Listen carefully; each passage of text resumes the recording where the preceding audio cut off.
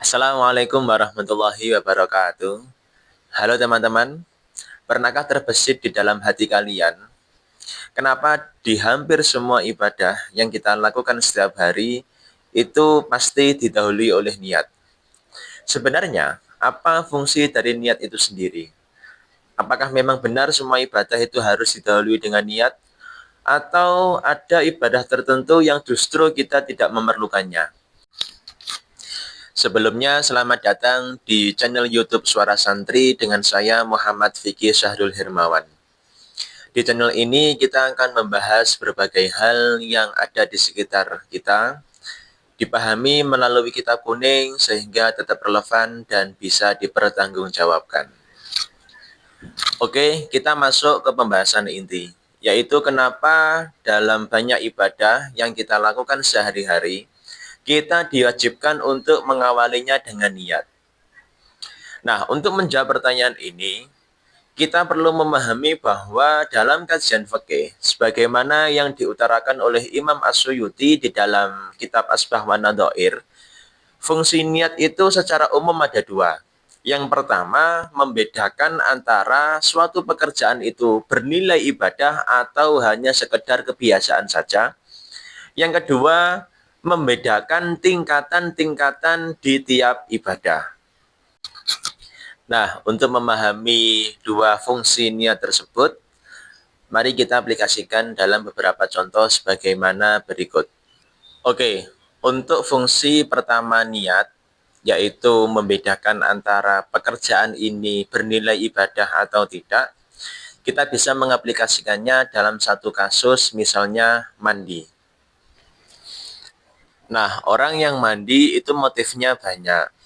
Ada orang itu mandi sekedar ingin menyegarkan badan atau supaya badannya tidak terasa bau. Nah, disinilah kemudian fungsi niat itu muncul. Misalnya ada orang hendak melaksanakan sholat Jumat. Kita tahu bahwa salah satu kesunahan sholat Jumat itu adalah mandi sebelum berangkat. Ada orang yang hendak berangkat sholat Jumat, dia mandi terlebih dahulu. Lalu mandinya itu dia niati dalam rangka untuk melaksanakan kesunahan sholat Jumat. Maka mandi yang ia lakukan ini akan mendapat pahala karena bernilai ibadah. Berbeda halnya ketika dia tidak niati melaksanakan kesunahan sholat Jumat. Maka mandi yang ia lakukan ini tidak bernilai ibadah sehingga tidak akan mendapatkan pahala. Nah, mungkin saya tambahin satu contoh lagi supaya bisa lebih dipahami. Misalnya dalam kasus menyembelih binatang ternak. Ini motifnya banyak sekali. Ada orang itu motifnya menyembelih binatang ternak dalam rangka ingin ya dimakan, hanya sekedar dimakan. Ada juga orang itu menyembelih binatang ternak ya ingin dijual kembali. Misal dia memiliki restoran atau warung makan. Ada juga orang itu menyembelih binatang ternak dalam rangka untuk beribadah. Nah, disinilah kemudian fungsi niat itu ada. Orang yang menyembelih hewan dalam rangka dijual kembali misalnya, maka dia tidak akan mendapat pahala karena apa yang ia lakukan tidak bernilai ibadah. Atau misalnya dalam rangka hanya dimakan saja, maka juga tidak bernilai ibadah sehingga tidak akan mendapatkan pahala.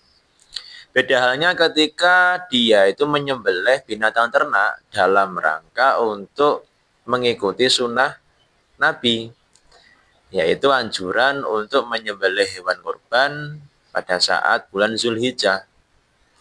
Maka apa yang ia lakukan itu akan mendapat pahala karena berstatus ibadah. Selanjutnya, fungsi niat yang kedua yaitu membedakan tingkatan-tingkatan ibadah. Misalnya wudhu.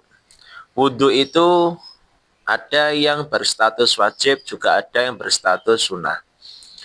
Yang berstatus wajib misalnya ketika ada seseorang tidak punya wudhu, dalam kondisi berhadas, dia hendak melaksanakan sholat. Maka wudhu yang ia lakukan itu berstatus wajib. Beda halnya ketika ada orang yang tidak hendak melaksanakan sholat atau pekerjaan lain yang membutuhkan wudhu. Misal memegang mushaf atau yang lain. Maka wudhu baginya itu statusnya sunnah. Karena kita itu ada anjuran kesunahan untuk dawamu toharoh. Senantiasa dalam kondisi suci. Nah, untuk membedakan dua model wudhu ini, padahal secara praktek itu sama, maka dibutuhkan adanya niat. Nah, dari sini mungkin bisa dipahami ya. Nah, menariknya, para ulama itu ternyata tidak memutlakan bahwa semua ibadah itu harus ada niat. Ternyata ada beberapa ibadah tertentu itu justru tidak membutuhkan niat. Misalnya dalam membaca Al-Quran atau zikir. Orang yang hendak membaca Al-Quran atau zikir itu tidak harus berniat. Sebab tidak mungkin pekerjaan ini disangka aktivitas biasa. Sehingga orang yang sedang membaca Al-Quran ataupun berzikir, kita bisa menilai secara langsung bahwa orang tersebut adalah orang yang sedang beribadah. Karena jelas tidak akan sama dengan aktivitas-aktivitas biasa yang lain. Jadi kesimpulannya, niat itu seperti kompas. Dalam perjalanan, kita akan membutuhkan kompas ketika arah perjalanan tersebut masih rancu. Tapi kalau arah perjalanan tersebut sudah jelas, maka kita tidak membutuhkannya. Semoga setelah ini kita bisa benar-benar memahami bahwa niat itu bukan sekedar formalitas.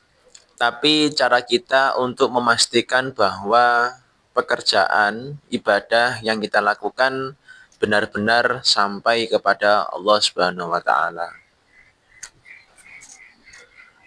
Mungkin sekian video kali ini, semoga bisa memberikan sedikit manfaat. Sekian, wassalamualaikum warahmatullahi wabarakatuh.